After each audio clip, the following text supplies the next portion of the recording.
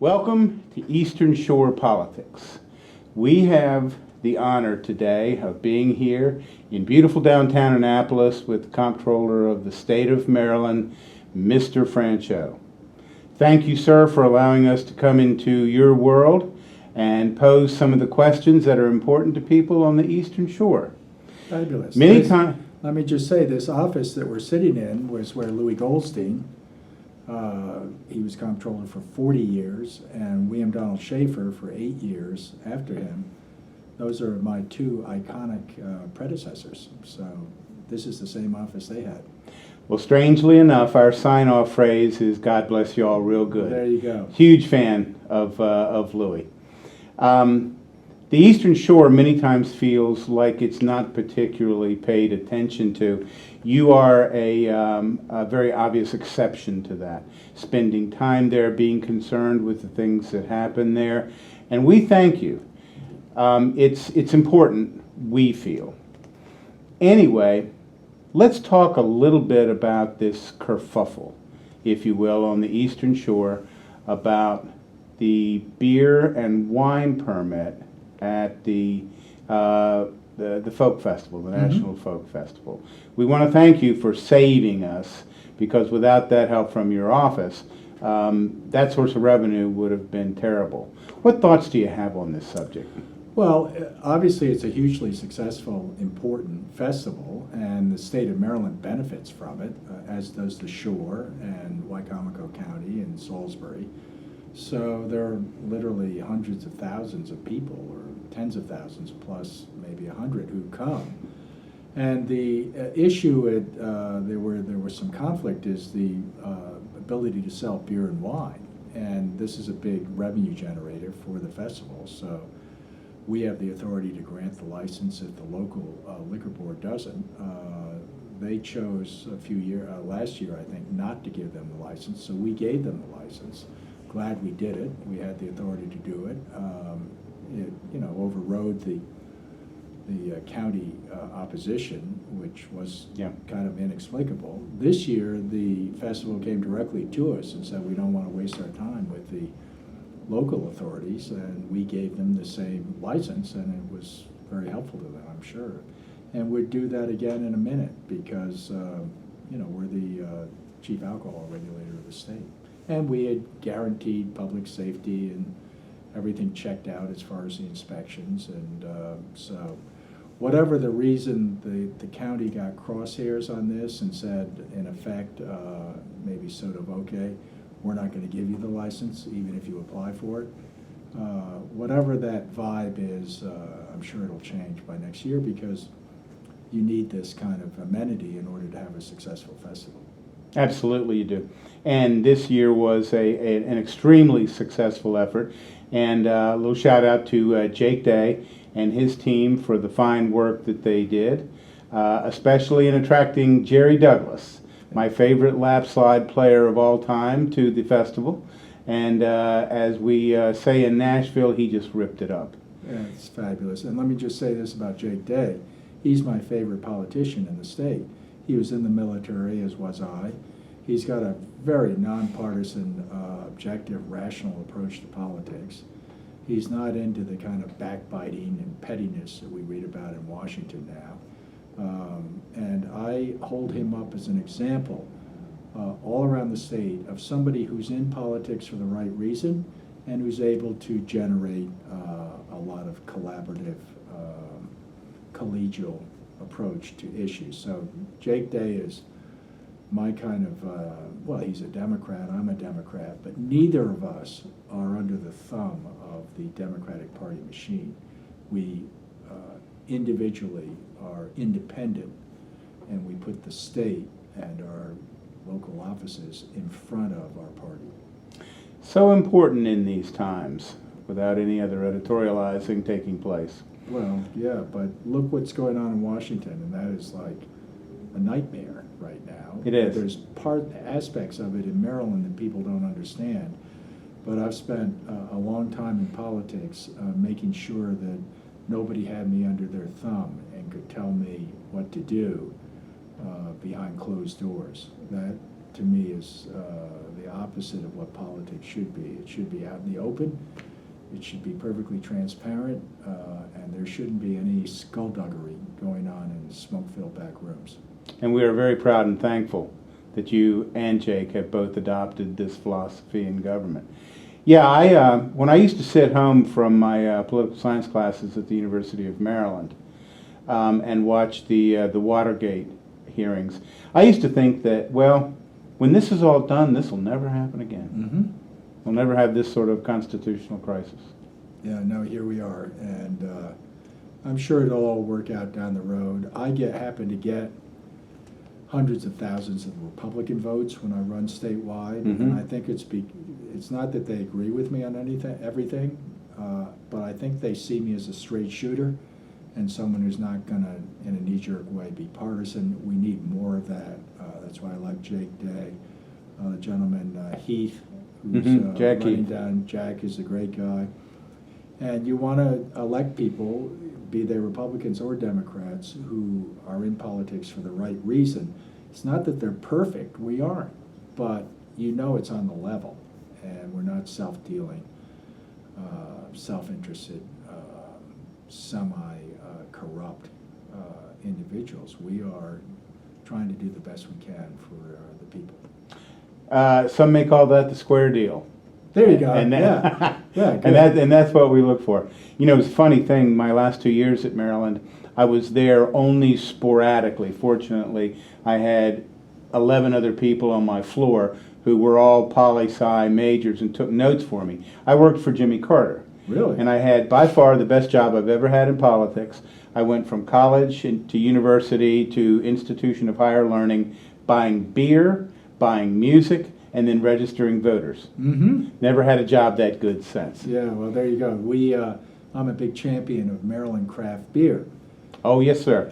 The out-of-state beer is okay, but I'd much rather have it be local because that means it's a much more of a catalyst for economic activity in the state because we've got people that own these small breweries, they employ Marylanders, they use Maryland agricultural products for their beer. It is a magnet for millennials all over the state to go to these craft breweries, and it's a very interesting manufacturing sector with a lot of potential. But yeah, I like cold beer. Maryland cold beer. I'm with you. Well, back to the one last note on the goings-on in Washington.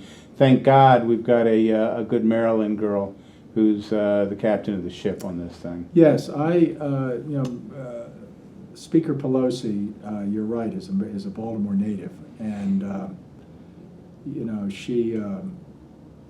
but she's got a very difficult job because she's kind of the head of that, of what I guess you could call the Democratic side there in Washington. But I agree with you. I think recently, in the last few weeks, she's handled herself with a tremendous amount of class and grit, and I'm very appreciative that she's there, kind of moderating things, but moving them forward and trying to protect the country. Very savvy, very savvy.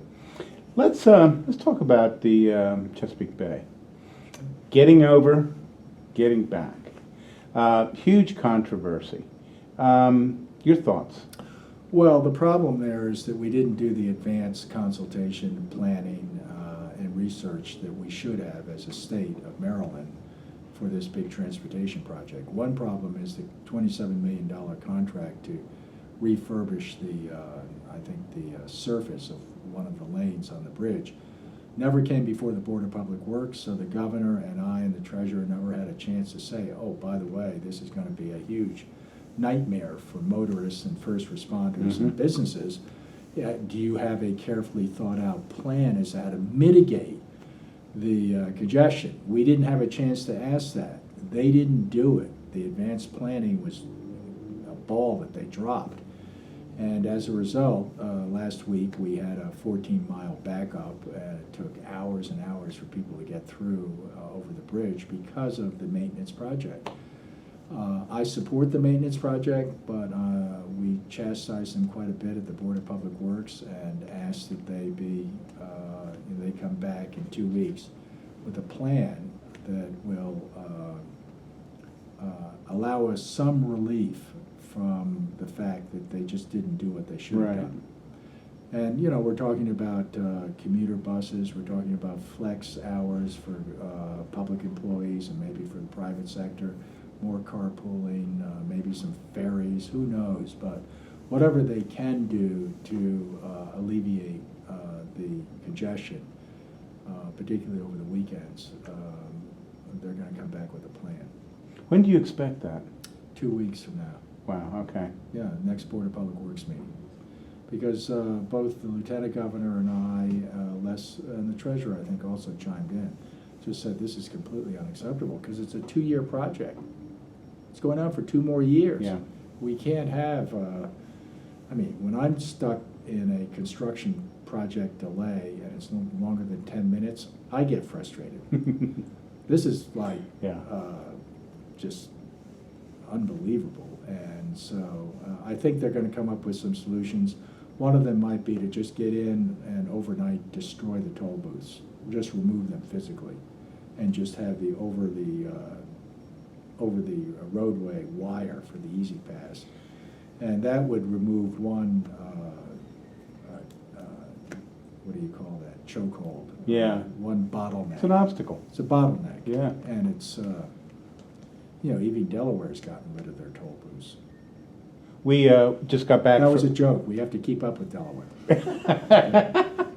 We just got back from driving to Nashville for the Americana Fest, and it was amazing. We had the same conversation the whole way. Look how quickly everything moves when you simply have the cameras on top of these encumbrances.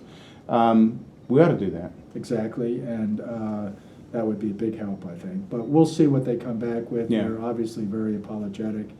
Nobody is denying that this was done properly, and it was the lack of advanced planning which is the point of criticism. Okay. Well, speaking of people going across the bridge over onto the Eastern Shore, what in the world is the story with these cars in Ocean City, these race cars? Yeah, that unfortunately was a good idea once that transformed itself into something that's completely unacceptable. And I understand the main organization that organizes these kind of car gatherings and shows moved from Ocean City up to, I think, New Jersey somewhere. But this rump group stayed behind, and once a year they're planning to come into Ocean City, and their performance was so bad that I don't think they'll ever come again. I think That's okay. The mayor of Ocean City really put his foot down and said this is just wrong because they act inappropriately and they have a lot of booze that they drink, and it's just not a good family-friendly. Not a good fit. Not a good fit Not for at Ocean all. City. So I would be stunned if they reappear on the scene, and I felt a lot of sympathy for the first responders and for Mayor Meehan, who I Mhm. also think he's a Republican, I'm a Democrat, but I have a lot of confidence in his leadership. But I think he himself said we kind of let this one get away from us because the group was not behaving well anyway over a couple of years, but this last year was just the end. Well, Can't come back. a lot of people in Ocean City will be happy to hear that. Yeah, well, they have the mayor to thank for that. Well, very good. On to another subject. School scheduling. Hotly debated, lots and lots of different opinions, lots and lots of different viewpoints on this. Is this a settled issue? Well, it is insofar as school is starting after Labor Day for the vast majority of counties in Maryland, and that is thanks to Governor Hogan, who did that by executive order at my request, because it's such a good idea and a common sense idea that we have a easily understood start date for school, which is the day after Labor Day, and that is been hugely successful, very smoothly implemented in Maryland, and it's very popular with the voters. It's very popular with rank and file teachers because they like to work during the summer. And, second jobs. It's very popular with, obviously, the kids. And small businesses, particularly in tourist areas like Deep Creek Lake, Inner Harbor, Baltimore City, Ocean City. Business people love having the extra week, it's generally what it turns out to be, of summer business. So it's good for the state's economy, good for all of the citizens. I think because it's so popular, some of the political bosses have decided that they're going to oppose it. So that's why the legislature has gotten into an adversarial relationship, and they legislated that the governor's executive order no longer is in place, and that the local jurisdictions can do whatever they want with their school schedule. Well, are there going to be a lot of ex-school board members locally in the state of Maryland if these jurisdictions start moving the start date back into August? And I will personally campaign